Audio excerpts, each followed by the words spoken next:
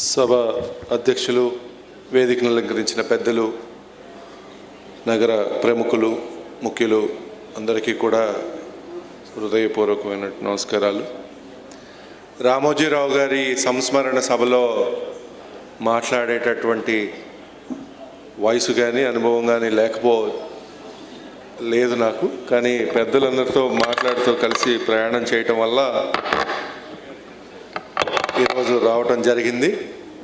ముఖ్యంగా రామోజీరావు గారితో మా కుటుంబం వలన ఉన్నటువంటి పరిచయాలు కావచ్చు, తాతగారు వాసిరెడ్డి కృష్ణారావు గారు సమతా పార్టీ జాతీయ అధ్యక్షులుగా ఉన్నప్పటి నుంచి ఉన్న పరిచయాల వల్ల కావచ్చు, తదుపరి నేను న్యాయవాదిగా ఉండటం వల్ల అనేక కార్యక్రమాల్లో పాల్గొన్నప్పుడు ఆ విషయాలపైన పలుసార్లు ఆయన వద్దకి సహాయం కోసమో లేకపోతే మీడియా గురించి సహాయం కోసం అర్థించడానికి వెళ్ళినప్పుడు కావచ్చు, ముఖ్యంగా సత్యం సంస్థలప్పుడు అంతకుముందు కలిసినా కూడా నేను ఏదో చిన్నపిల్లడిగా కలవటమే జరిగింది. కానీ సత్యం సంస్థలు కూలిపోయినప్పుడు Mahindra tech company take over చేసింది. Mahindra tech company take over చేసినప్పుడు ఉద్యోగస్తుల యొక్క రక్షణకి కావాల్సినటువంటి నిబంధనలన్నింటినీ కూడా ఆ టేక్ ఓవర్ ప్రక్రియలో భాగం చేశారు.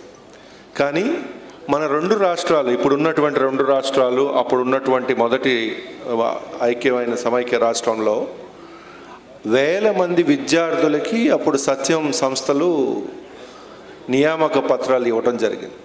దానిపైన ఈ టేక్ ఓవర్ ప్రక్రియలో ఆ విషయం గురించి స్పష్టత లేకపోవటం వల్ల ఆ విద్యార్థులకు ఉద్యోగం ఇచ్చేటటువంటి బాధ్యత మహీంద్రా టెక్ కంపెనీ తీసుకున్నటువంటి పరిస్థితి. దాని మీద వివిధ దశల్లో ఆందోళన జరిగితే ఆ కార్యక్రమానికి పూర్తిగా మద్దతు ప్రకటించి ఇచ్చినటువంటి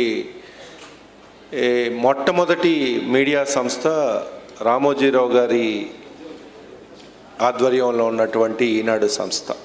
దానివల్ల వేల మంది విద్యార్థులు తర్వాత మహీంద్రా టెక్ కంపెనీ తీసుకోవటం జరిగింది. వాళ్ళందరూ తర్వాత మహీంద్రా టెక్ కంపెనీ ఉద్యోగులుగా నియమించడం జరిగింది. తర్వాత నేను విశాలాంధ్ర మహాసభ, రాష్ట్ర ఐక్యత కావచ్చు, ఇదన్నీ జరగచ్చు. చివరిలో క్రితపు 5 ఏళ్ళు అర్ధ దశాబ్దంలో జరిగినటువంటి రాష్ట్రంలో అనేక విషయాల్లో వ్యక్తిగతంగా కావచ్చు, రాజకీయంగా కావచ్చు ఉన్నటువంటి ఇబ్బందుల పైన కలవటం జరిగింది. అయితే ఆయన ఒక విషయం, కొంత కమ్యూనిస్ట్ నేపథ్యం ఉన్నటువంటి కుటుంబం నుంచి రావటం వల్ల ప్రశ్న అడిగారు, నువ్వు దేవుణ్ణి నమ్ముతావా అని. లేదండి, నేను నమ్మను, మా కుటుంబంలో ఎవరు నమ్మేటటువంటి పరిస్థితులు లేదు. దేవుణ్ణి నమ్మకపోతే ఏది నమ్మాలి అన్నారు.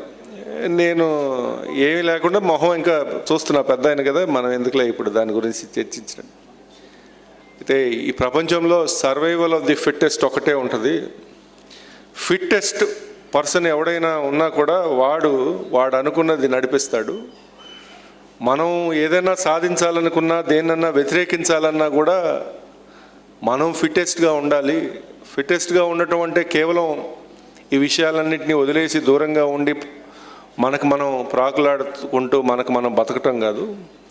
ఇక్కడ ఉన్నటువంటి వ్యక్తులతో, శక్తులతో, అందరితో కలిసి పనిచేసి మనం కూడా శక్తివంతులుగా ఉండాల్సినటువంటి అవసరం ఉంది. అప్పుడే మనం అనుకున్నది సాధిస్తామని. సర్వైవల్ ఆఫ్ ది ఫిట్టెస్ట్ గురించి ఆయనకి చార్లెస్ డార్విన్ థియరీ గురించి మీద విపరీతమైనటువంటి ఆయనకు ఒక మక్కువ, అదొకటి నేర్చుకున్నాం. 2, న్యాయవాదిని కాబట్టి ఈనాడు పత్రికకి ఇతర పత్రికలకి ఉన్నటువంటి ఒక వ్యత్యాసాన్ని నేను ఎప్పుడూ గమనిస్తూ ఉంటాను. సుదీర్ఘంగా 15 సంవత్సరాలుగా న్యాయవాది వృత్తిలో ఉన్న అనేక వాటిల్లో వార్తలకి సంబంధించినటువంటి విషయాలపైన వాటిల్లో కూడా నేను ఉన్నాను. వ్యక్తుల మీద వచ్చినటువంటి ఆరోపణలను ప్రచురించే తరుణంలో అట్లానే ఢిల్లీ హైకోర్టులో కూడా పనిచేసినప్పుడు వివిధ అంతర్జాతీయ మీడియా సంస్థల మీదకి ఇచ్చిన నోటీసుల్లో వాటిల్లో కూడా నేను గమనించి ఈనాడికి గమనించిన ఒక వ్యత్యాసం, ముఖ్యమైన వ్యత్యాసం, మనందరం గుర్తించాల్సిన వ్యత్యాసం, పత్రికా అధినేతలు, పత్రికలకి ఎడిటర్లుగా చలామణి అయ్యేటటువంటి వ్యక్తులు దేశవ్యాప్తంగా అనేక పత్రికల్లో కూడా వాళ్ళు అధికారికంగా ఆ కింద ఎప్పుడూ రాసుకోరనమాట. వాళ్ళు తమ ఆధ్వర్యంలో నడుస్తున్నట్టుగా ఎక్కడా కూడా అధికారికంగా ఇవ్వాల్సినటువంటి డిక్లరేషన్లో వాళ్ళ పేర్లు ఇవ్వరు. అది కేవలం రామోజీరావు గారు ఇచ్చేవాళ్ళు, ఆయన ఆరోగ్యం బాగున్నంత కాలం వరకు. అందుకే ఆ వార్తల్లో వచ్చినటువంటి విషయాలపైన ఆయనకి స్పష్టత ఉండేది. ఆ వార్తల్లో వచ్చినటువంటి విషయాలకు సంబంధించినటువంటి న్యాయపరమైనటువంటి చిక్కుల గురించి కూడా ఆయన బాధ్యత తీసుకునేవాళ్ళు. తర్వాత సరే ఆయన ఆరోగ్యం గురించి ఉన్నప్పుడు ఐ థింక్ నాగేశ్వరరావు గారు పేరు ప్రచురణకి రావటం మొదలుపెట్టింది.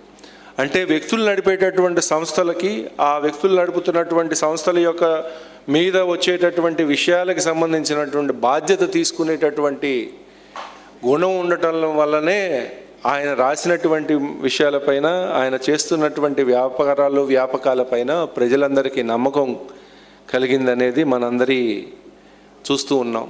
కాబట్టి ఇటువంటి పెద్ద వ్యక్తి, మన తెలుగు జాతి ఒక అభివృద్ధికి కాంక్షకులైనటువంటి వ్యక్తి రామోజీరావు గారికి మనందరం స్మరించుకోవాల్సినటువంటి అవసరం ఉంది. ఈ స్మరణ కేవలం ఉపన్యాసాలకో లేకపోతే వివిధ ఈ కార్యక్రమాలకు మాత్రమే కాకుండా తెలుగు విషయాలపైన, అలానే విజ్ఞాన విషయాలపైన ఒక కేంద్రాలుగా ఏర్పాటు చేసి ప్రజల్లో విజ్ఞానాలపైన, తెలుగు పైన మక్కువకి కోసం కృషి చేయాల్సినటువంటి బాధ్యత మనందరి మీద ఉంది వ్యక్తులుగా. అలానే మన ఆంధ్రప్రదేశ్ ప్రభుత్వం కూడా చేపడుతుంది అని ఆశిస్తూ ఈ అవకాశం ఇచ్చినటువంటి ముఖ్యులందరికీ ధన్యవాదాలు తెలియజేస్తాను.